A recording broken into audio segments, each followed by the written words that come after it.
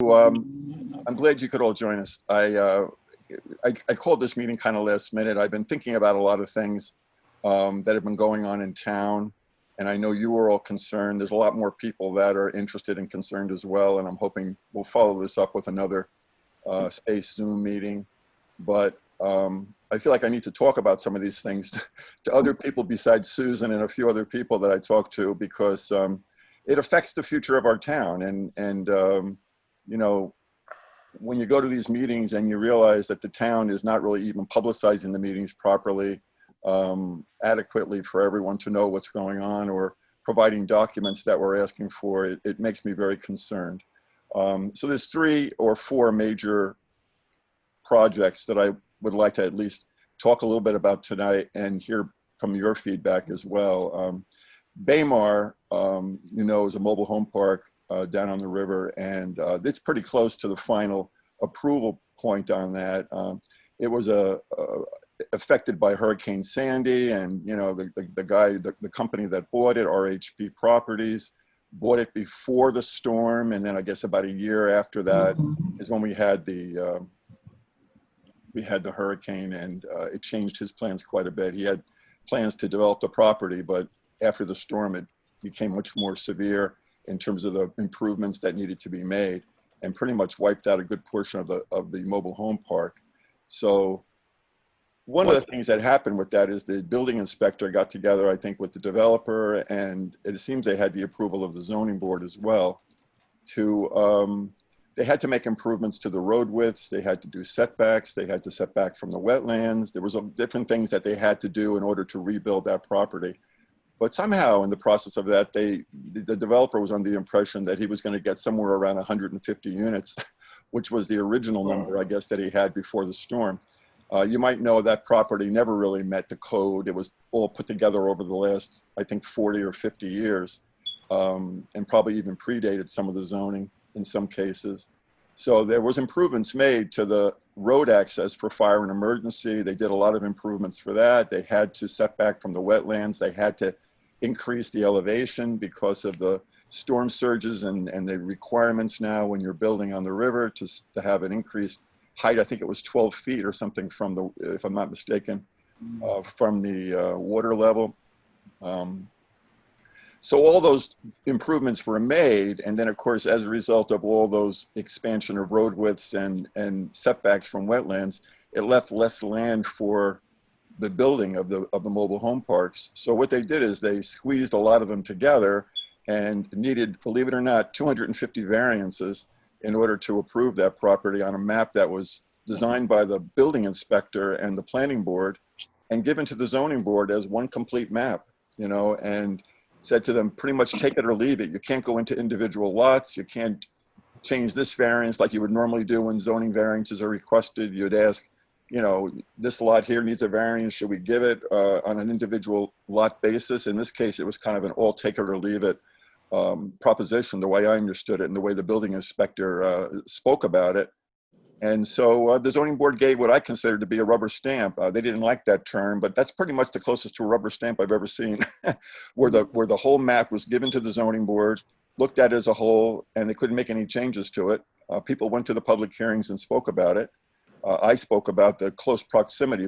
There's about 30 some odd units that only have 5 feet of side yard, 5 feet of side yard on a mobile home lot. And of course, the neighbor would have 5 feet, so that leaves 10 feet in between units. And I said, you know, if you have a fire or an emergency down there, is that adequate amount of space between units if you had a fire, God forbid? And they seem to be okay with that. So, you know, this is what's going on down there. There's also a number of residents, some of which who wanted to be on the meeting of the call tonight and have since moved out of BaMar. They were sort of negotiating with the owner to see if they could get a decent buyout deal so they could move somewhere, because they, in most cases, couldn't take their old mobile home with them, and were sort of forced out and not able to relocate, because most of the mobile home parks won't take an older mobile home, and some of them were not in great condition to actually transport them. So, you know, this project is pretty much towards the end of the cycle. What bothered me about it was a week ago Thursday, the planning board was scheduled to have a meeting the last Thursday of June as they do every month. And there was a notice on the town website that there would be a planning board meeting. Well, just like there was the last 3 months. And what they did is they ended up running canceled through it in the days before the meeting. They didn't do it really in advance. They did it in a few days before the meeting, but this one didn't have a canceled through it. It had planning board meeting, and I was saying, planning board meeting, okay, we can't have it in person. I don't see any information about a Zoom meeting, and no notice about an agenda. Has No the planning agenda. board ever had one? Go ahead. Or a town board ever had one? Say A that Zoom again. meeting. Has the planning board or the zoning board ever had a Zoom meeting? No, that was their first. Yeah, that was their first one. The town board has had a number of Zoom meetings, which I think were run fairly well by the town attorney. But you're right, the planning board never had a Zoom meeting. So this was their first thing, but they should have noticed it 2 days before. I don't think is adequate time. I even went on the website for the governor's executive orders, where they have listed governor's executive orders. And my understanding is they have to give at least 72 hours notice for a meeting in order to be allowed to have these virtual meetings, because the state, as you might imagine, has given the municipalities special permission to have Zoom meetings, virtual meetings, instead of in-person meetings, which are normally required by law because of this pandemic. So in order to get that exception, you're supposed to meet certain requirements. One of them is you're supposed to have it on Zoom, and you're supposed to have it recorded and make it available to the public and have it transcribed within 2 weeks. So these are conditions. And one of them said you're supposed to have at least 72 hours notice unless it's an emergency. Now, this was not an emergency. And so there was an agenda. The agenda included BaMar. The agenda included Eagle Bay, which I would like to talk about next. And it included a couple of other items on the agenda as well. But it was no notice. And if I hadn't asked about it, I wonder if they would have put any notice up, because I called the town hall 2 days before and said, is there a meeting? Where's the agenda? Where's the information about Zoom? They didn't publish anything until after I called. So this is what I'm saying. Does that violate the open meetings law? Well, I think it is a violation of the open meetings law because, well, Susan, You're going to have a problem with that. Yeah, she said they did notice it. They did put it up. Yeah, go ahead, Susan. I'm sorry. They put it on the town calendar, and it's been there. So technically, I mean, you want to split hairs, they noticed. They might not have had an agenda, Right. but the meeting was noticed adequately and properly. If you go back in and look, they've put a year's worth of meetings on that town calendar. Yeah. And every month it comes up. And that's true. The thing is, what's different about this, and whether it's required by law or not, I think it's one of those things that if the town is really interested, as they always say they are, in openness and transparency, they should give people more notice than 2 days notice, certainly. They could have also told people that we're going to have a meeting. It's not going to be canceled, because the last 3 meetings were canceled. They hadn't had a meeting in at least 3 meetings, at least 3 months. And so that was I'm sorry, Dermot, did you want to say something? I don't have you on audio. No, I was just saying, yeah. Well, if you say yeah, your name's going to come up. Yeah, we've been waiting for a meeting for about 3 months already now. Yeah, for the planning board. Meeting to see if our line change has been approved. Oh, well, I don't know if you were on the agenda for that meeting or not. Yeah, no, we're not. July 25th. Yeah. July 25th was supposed to be on now. Yeah, so July 25th. Mhm. And, it's a project that's pretty much been done, as far as BaMar goes. I spoke on the Zoom meeting about it. I gave them my summary of the issues about the close proximity and the overdevelopment of the property, in my view, above and beyond 100 units that were granted by right by the zoning. The town made zoning amendments to the mobile home park a number of years ago to make it a use by right, and now what they're doing is they're going in and changing it, the variances. I thought when a property like that was completely destroyed, for the most part, they would have to go back and redevelop it under the current code. And I think the big issue here is the building inspectors grandfathering in the number of units that they had before. So they were working down from 150 instead of up from 100, which was the number. there's 132 units on the plat. I brought it up, George. Right, 132. And I think by rights, if I remember correctly, by rights, they only should get about 100. If you had the amount of spacing between units as required by the current code. So, Susan, how tall are the buildings? How many stories? well, they're mobile homes. They're mobile homes, they're up 12 feet. Yeah, they're singles. They've got to raise them 12 feet, so they're on stilts. Or 12-foot high mobile homes? Well, they're raised off the ground. In other words, well, these are- George, yeah. maybe they're going to raise the ground 12 raise the feet ground high. up. Yeah, they're going to raise the They're gonna ground make up. the ground up 12 Well, feet they have high. to regrade everything. A lot of work has to be done. They brought a lot of fill in, so a lot of work has to be done to raise the level of the ground 12 feet in order to meet the requirement to build on the water. So they Can were I It's still a add what- mobile home park. Yeah. It's just that because of the flooding from Sandy, they're gonna make it higher. Well, they have to. Anything, you've seen the houses over on River Yeah. Road, right, where they had to build them up on stilts. They won't put mobile homes, I'm sure, on stilts. They're probably going to raise the ground level up 12 feet. I think it was 12 feet here. It's on River Road. I think it was 14. And just to add my kind of concern with the whole thing, Ira Emmanuel is the lawyer for Yeah. the mobile home park. He stated, yeah, Frank, you got it. He stated at the front of the meeting that the mobile home park had all of their permits. Then he got very nasty, demanded exactly what he wanted, told the planning board how to conduct their meeting, and demanded that they close the public hearing and allow his client to go forward. They then opened public hearing.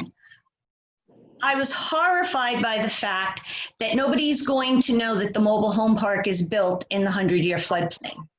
They just skirted right by it. It's not necessary. I don't even see why we're going to do it. Ira Emmanuel stated, when are we going to see another storm in 50 years? We don't have to worry about it. I'm looking at the plat now to see if they've got the floodplain designation on the plats. That's going to be my next thing. Then midway through, after they closed the public hearing, Ira Emmanuel very quietly said, well, we don't have the O&R permit, nor do we have the coastal consistency permit. You can't build on the river without a coastal consistency permit. Yeah. What are they? So I foiled it. I got a response back from the town that will take 20 days, which is well after the planning board meeting. So I guess I'm going to call the coastal zonal people and ask where the permit is, why we don't have it.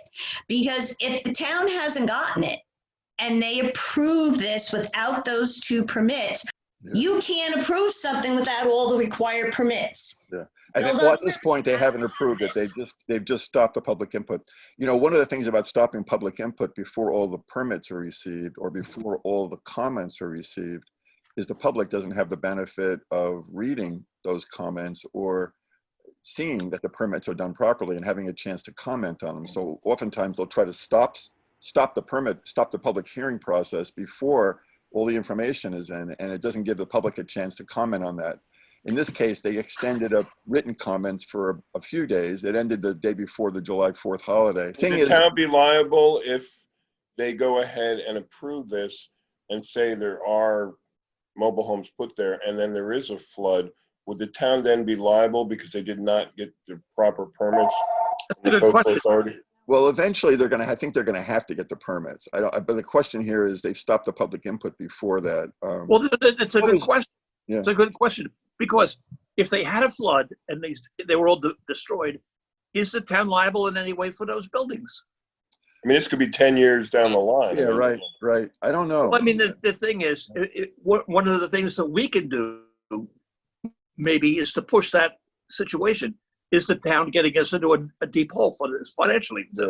Yeah. Well, when we get to Eagle It's Bay, good for them, but I mean, it's probably no good for us. I think when we get to Eagle Bay, that's going to even be a bigger question, Frank. But what was upsetting, I think, for the people that Whose were on that, authority, I'm sorry, whose authority, Susan, is the coastal authority permit under? Is that Army Corps of Engineers? Is that, you're muted. oh, she's muted. Yeah. She's muted. Ask unmute. You have to unmute yourself. Susan, you're muted. Muted. The You are Department of State muted. is who runs the coastal zonal. So if I call them tomorrow and I don't get an answer, I can call the Army Corps and explain that we don't have this permit and we're building on the river. Gee whiz. Then I can go one step further and see if I can't call Riverkeeper and make them aware that we've got something being built on the river with no permits. Yeah. Well, it's a federal matter too, because it's a navigable waterway. Right. Well, I have a bigger issue with the fact that the town presented themselves as though they didn't want people to know that it's in the 100-year floodplain. And no markings will be done, no notification. Where is the responsibility? I've paid tens of thousands of dollars on drainage in my house because of planning that was just like this and builders who don't care. Mhm. Do we have a moral, ethical obligation? My letter into the town stated very clearly that I questioned our ethics in this application. Yes. Yeah. And what I was going to say, what was seemed to be upsetting about the meeting, for those of you who might have been at the planning board meeting or heard about it, was Ira Emmanuel pretty much ran the meeting, at least that portion of it, telling the board, like Susan said, what he wanted. And they originally did not want to stop the public hearing because there's an attorney representing those few people that are still there. The few homeowners. There's a legal aid lawyer that James Skoufis was able to get for them to represent them. And he wanted to have some comments on the record, but could not make this meeting. Don't forget, this meeting was only given 2 days notice. So he had another meeting planned and he couldn't make it. And the attorney for the planning board had told him they weren't going to close the meeting. You'd still have a chance to give your comments at the next meeting. Well, that wasn't good for Ira Emmanuel. He felt that, this thing should be closed. We've been talking about this long enough, all these things. And he browbeat the planning board to the point where Tom Gubitosa yielded to him and stopped the spoken public hearing, the oral public hearing, and only extended the written for a few days to give the lawyer supposedly a chance. But there's a big difference to speak to the board versus writing to the board. And I think the lawyer wanted to have a chance to speak to the board. And I think that's the thing and I question the legitimacy of this meeting, even though Susan will say that, yes, this notice was published for a long time. But when you don't post the Zoom information and now Monahan was quick to tell me in an email, oh, George, we don't even have to post an agenda, Now, could you imagine having a meeting and not posting an agenda? Is that the openness that we want in Stony Point? I mean, you wouldn't even know that any of these items were on the agenda if they don't publish an agenda. So I think what happened here was Ira Emmanuel seemed to be the one that was pushing for this right down to the last minute, 2 days before, and I think that's why we saw what we saw. So I don't want to spend the too much time railroad. on this. Is there an avenue there? Because the railroad runs behind that parcel too, right? Yeah, right. No? The railroad's got itself well protected. You can't, it's a federal right of way. They only follow federal guidelines. You're set off, I think, 25 feet minimally. And that set off is there now. If they raise the level, railroad property. If they raise the level 12 feet, though, aren't they impacting the railroad bed? Could that be in terms of runoff? Yeah, that's a really good point. In terms of runoff, you're right. But I don't want to. Well, again, that's what I'm saying. If because we need allies to make sure that this goes through properly. Yeah. And Susan, you brought the coastal authority. Is it called? It's coastal consistency permit. Meaning That's a federal. It's permit? A state Department of State. Department of State. All right. So my suggestion is that's an avenue, and I'm not saying to block this just to block it, but it's obviously there's some things going on, shenanigans. But that's an avenue plus the railroad. And I know with Eagle Bay, George, I don't want to get ahead of your plan, but the railroad doesn't seem to be even considered in that. I'd like to go on to Eagle Bay if we're okay with BaMar right now. Can we just finish the railroad real quick? Only because I have a little experience there. Yeah. Yes, I mean I volunteer to look at it. I'll even call the railroad if you want. Go ahead. Please go right ahead. The railroad will tell you it's my property. This is where our lines are. You are not interfering on our lines. This is my boundary. They can do whatever they want.